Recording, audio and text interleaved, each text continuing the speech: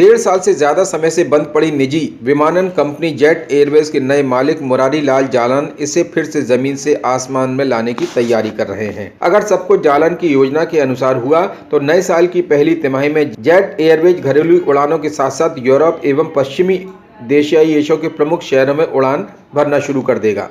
मुंबई और बंगलुरु रूट के जरिए अपने कारोबार को आगे बढ़ाने पर विशेष ध्यान देगा। इसके साथ ही वो जनसंख्या के आधार पर बांटे गए अन्य प्रमुख शहरों को भी जेट की सेवाओं से जोड़ेगा। अपनी योजना को मूर्त रूप देने के लिए जेट के निवेशकों ने प्रशिक्षित व अनुभवी कर्मचारियों की खोज शुरू कर दी है। क्योंकि कोरोना महामारी और विमानन क्षेत्र की खस्ताहाल स्थिति के कारण अनेक एयरलाइंसों ने बीते महीनों में कर्मचारियों की संख्या कम की है, इसलिए माना जा रहा है कि जल्द ही अनुभवी मानव संसाधन जेट एयरवेज को मिल जाएंगे। योजना अनुसार जेट एयरवेज सूचीबद्ध कंपनी बनी रहेगी। इसके लिए मालिक मुरारी लाल जालन उज्बेकिस्तान में रियल एस्टेट के कारोबारी हैं। उनका भारत, रूस और उज्बेकिस्तान में निवेश है। नई व्यवस्था के तहत जालन के पास जेट की 51% की हिस्सेदारी होगी, जबकि 14% की हिस्सेदारी कॉल रॉक कैपिटल के पास और 10% की हिस्सेदारी ऋणदाताओं के पास होगी। कॉल रॉक कैपिटल लंदन के वित्तीय सलाहकार है और वैकल्पिक परिसंपत्ति प्रबंधन इकाई है। उल्लेखनीय है कि कॉल रॉक कैपिटल और मुरारी लाल जालन की प्रस्तावित समाधान योजना को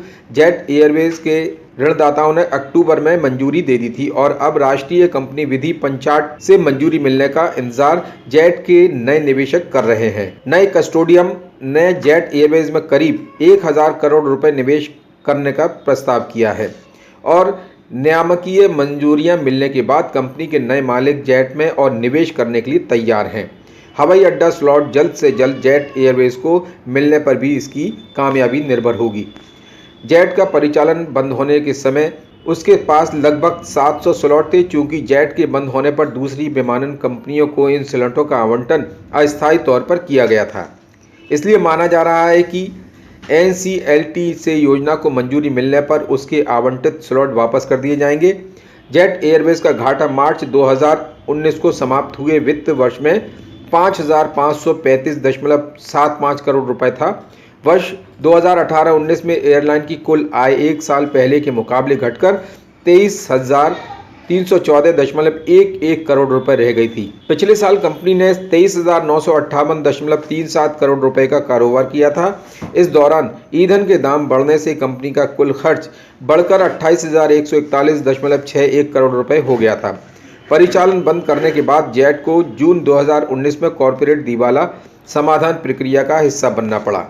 वर्ष 2020 के आखिरी मौद्रिक समीक्षा में रेपो दर को 4% का यथावत रखा गया। रिवर्स रेपो दर को 3.35% और स्थायी सीमांत सुविधा व बैंक दर को भी 4.25% पर बरकरार रखा गया। मौद्रिक नीति समिति के सभी सदस्यों ने मुद्रास्फीति के स्तर को देखते हुए नीतिगत दर को यथावत रखने के पक्ष में निर्णय किया। बंद होने से पहले घाटे के कारण जेट एयरवेज अपने कर्मचारियों को वेतन नहीं दे पा रहा था।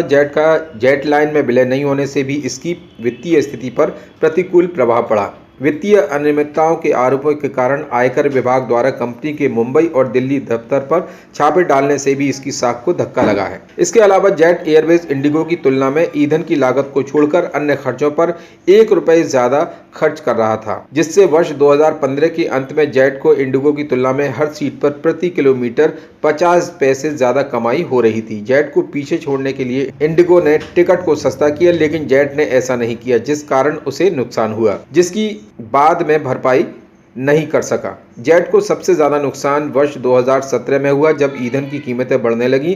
पहले से कर्ज में डूबे होने के कारण उसकी स्थिति और भी ज्यादा खराब हो गई। नए निवेशकों को भी जेट के प्रदर्शन में सुधार लाने के लिए परिचालन को चाक चौबंद कर्मचारियों को बदलने, परिवेश के अनुसार प्रशिक्षित एवं जागरूक बनाने की जरूरत होगी, क्योंकि समय पर परिचालन हेतु कर्मचारियों मसलन pilot, cabin crew, engineering section, ground handling आदि की अहम भूमिका होगी। विमानों के बुद्धिमत्ता इस्तेमाल, जैसे जिस मार्ग पर यात्रियों का आवागमन अधिक है वहां एक से अधिक विमानों का उपयोग किया जा सकता है। वैसे विमानों का ज़्यादा उपयोग किए जाने की ज़रूरत है, जिससे कम ईंधन की खपत होती। यात्रियों को लुभाने के लिए विज्ञापन का सहारा लिया जा सकता है। यात्रा किराया में कमी करना भी अच्छा विकल्प माना जा सकता है। Bureau report, MNV news, Agra.